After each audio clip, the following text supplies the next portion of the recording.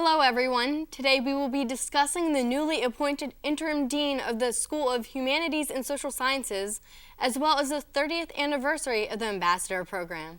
Stay with us.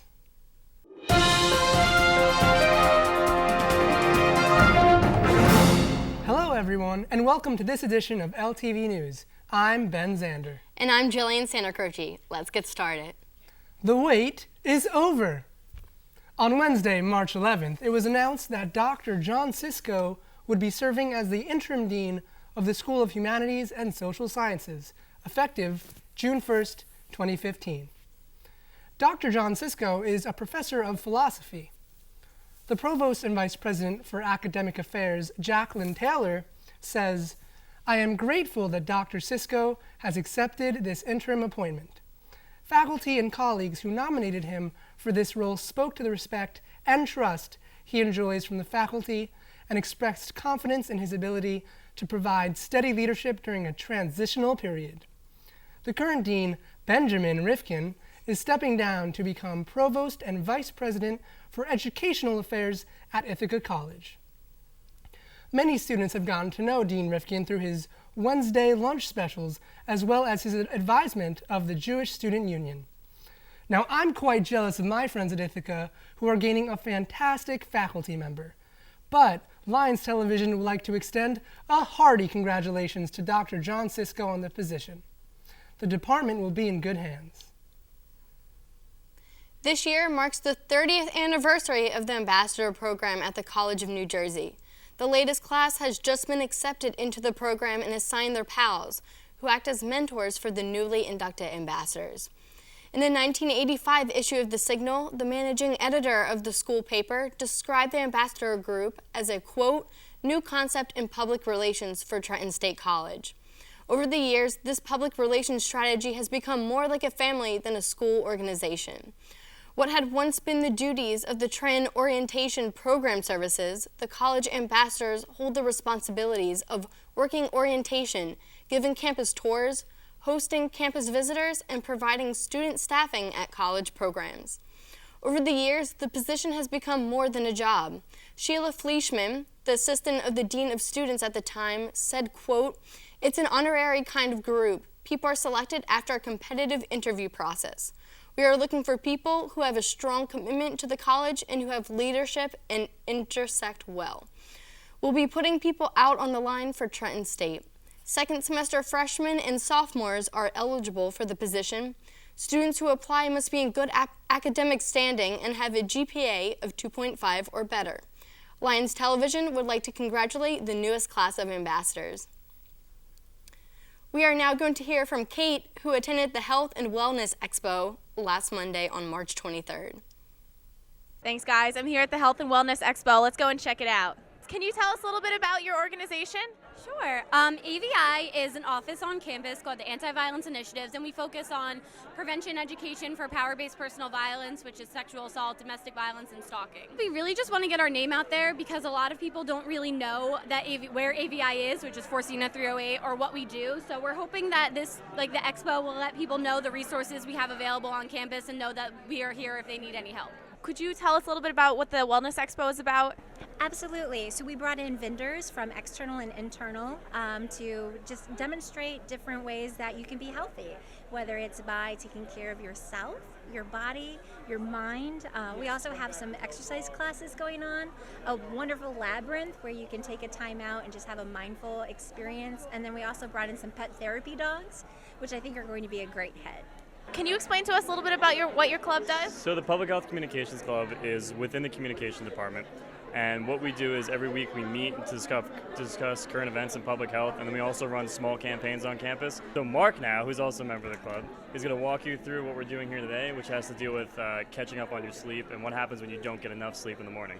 So the first things first is you would stop the alarm clock and someone would begin a timer. Then you have to take this Public Health Communications shirt, put it on, flip the egg once, hopefully catch it, pour coffee into this cup, type in your email like you're checking your email in the oh my goodness, how could I forget? You need to take the most important, dental hygiene, of course. You need to brush your teeth, only the green spots. Put in your email, there would be books out. Put the books in the backpack, put your backpack on, and then hit the stop. And then if you had the best time of the day, you'd get a free Movember shirt from our previous campaign we did last November.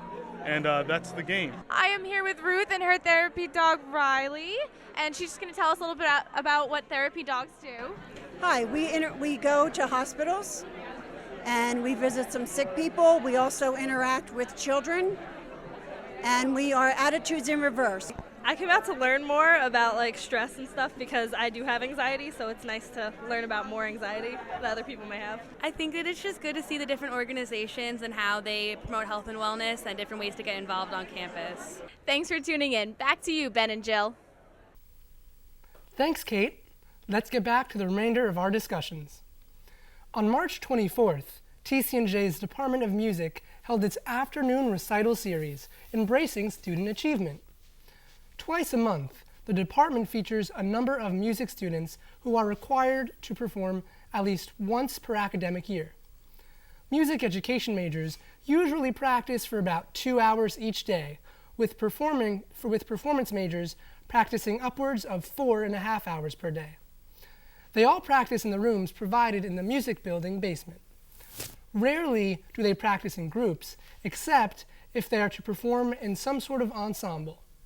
This past week's performers included CJ Sutera, trumpet, Ryan Galick, alto sax, Edward Wang, baritone, Katrina Vinkman, trumpet, Madeline Curtin, soprano, and Eric Johnson, alto sax.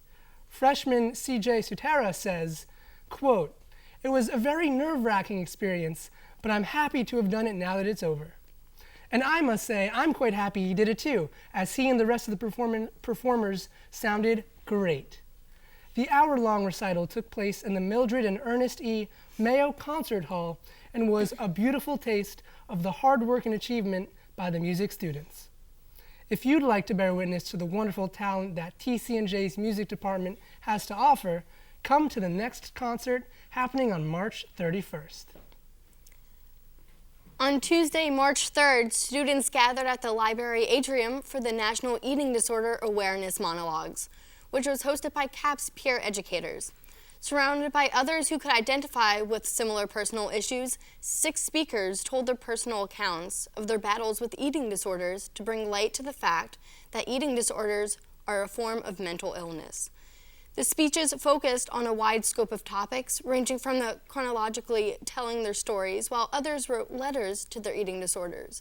One speaker addressed her personal matter with anger in a letter titled, "Dear Eating Disorder." She said, quote, "I'm angry that instead of memorizing SAT words, I memorized calories." She said, "I'm angry I missed junior prom because I was stuck in a hospital bed, and I'm angry you destroyed my body." Though bringing light to their dark times, the speakers also reflected on what they learned throughout their journeys. Lions Television would like to remind its viewers that the college has resources to help those struggling. TCNJ SAFE, the college's student alliance to facilitate empathy, meets every week to provide students with a safe environment to share and receive support from fellow peers. CAPS is also available for counseling services. Well, that does it for this episode of LTV News. If you would like to become part of Lions Television, email us at ltv@tcnj.edu or like us on Facebook.